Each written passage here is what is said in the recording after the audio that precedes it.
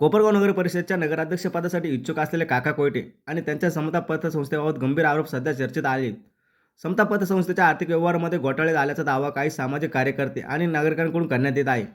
काही दिवसांपूर्वी संजय मोरे यांनी पत्रकार परिषद घेऊन काका कोयटे आणि समता पतसंस्थेच्या व्यवहाराबाबत अनेक आरोप केले होते. पतसंस्थेच्या माध्यमातून नागरिकांची आर्थिक फसवणूक कशी केली जाते याचा त्यांनी खुलासा केल्याचा दावा केला आहे.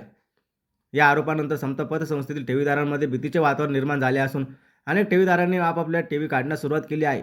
राहता शाखेमधून काही नागरिकांनी आधीच ठेवी काढून घेतल्या असून आणखी काही नागरिक आज आणि उद्या आपली रक्कम काढणार असल्याचे त्यांनी आमच्याशी बोलताना सांगितले.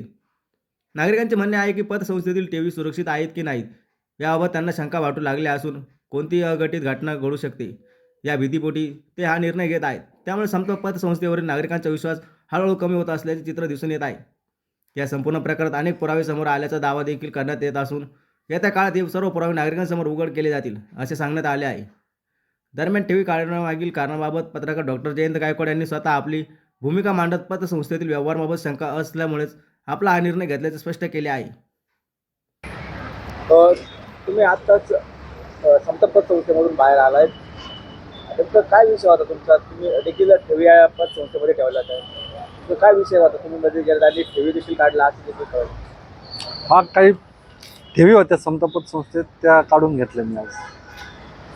म्हणजे अनेक बातम्या या ठिकाणी व्हायरल होत आहे. कुठेतरी भीतीपोटी त्या बातम्याच्या अनुषंगाने त्या बातम्या तुम्ही ऐकल्या असेल. त्या भीतीपोटी देखील तुम्ही ठेवी काढल्या असं सांगतो.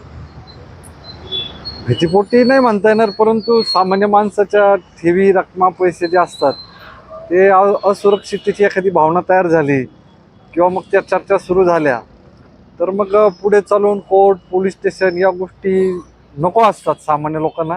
आणि मी देखील एक सामान्य व्यक्ती आहे, त्यामुळं मी आज माझ्या ठेवी काढून घेतल्या. त्या बातम्या व्हायरल झाल्यानंतर अनेक ठिकाणावरून आता अनेक संस्थेमधून, शाखांमधून पैसे काढण्यात आले होते. त्या देखील तुम्ही बघितल्या असं तो देखील मुद्दा मनामध्ये ठेवून तुम्ही त्या गोष्टीने पैसे काढले तर? अनेक लोकांचं तसं म्हणणं आलंय, परंतु एक मला त्याबद्दल त्यांचा अनुभव नाही. त्यांनी फसवणूक, भ्रष्टाचार केलाय की काय, परंतु भविष्यात आपल्याबद्दल असं व्हायला नको. कारण फार पूर्वी माझं नगर अर्बन बँकेमध्ये शेअर्स होते, माझे पैसे होते, रकमा होत्या, परंतु ती नगर अर्बन बँक देखील डुबली. त्या बँकेचे तर प्रमुख खासदार दिलीपराव गांधी साहेब होते, परंतु ती बँक डुबली. त्यानंतर राहत्यामध्ये अजून कोणती मर्चंट बँक एक होती, ती सुद्धा अशीच डुबली. आणि त्याच्यामध्ये देखील राहत्यातील अनेक लोकांच्या, नागरिकांच्या ठेवी होत्या आणि त्या अद्याप मिळाले नाही.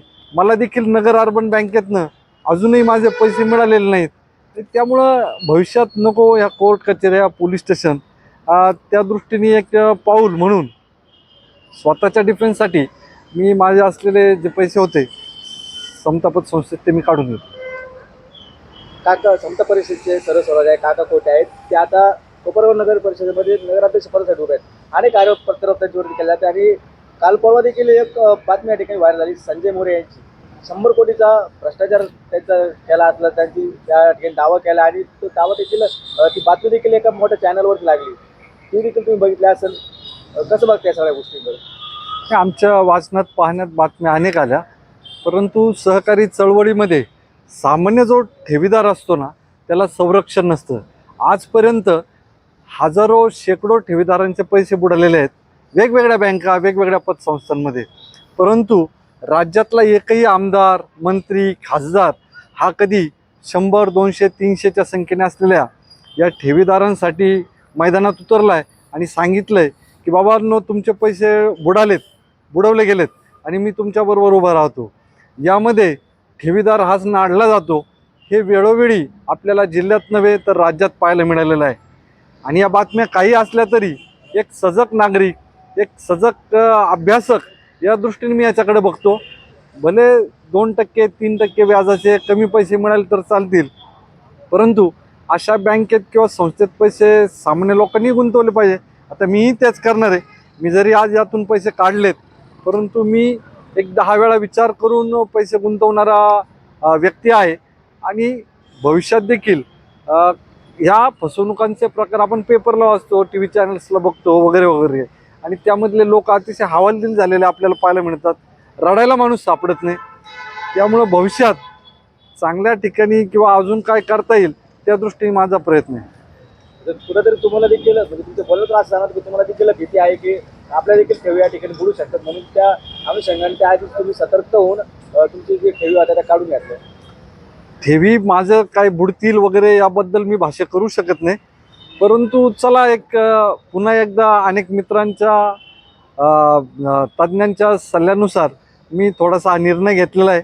माझे पैसे बुडतील किंवा बुडाले असते याबाबत मी नाही सांगू शकत. परंतु एक सावधानतेचं पाऊल म्हणून किंवा एक स्वतःबद्दलची एक सुरक्षिततेची भावना म्हणून मी आज माझे पैसे काढलेले आहेत.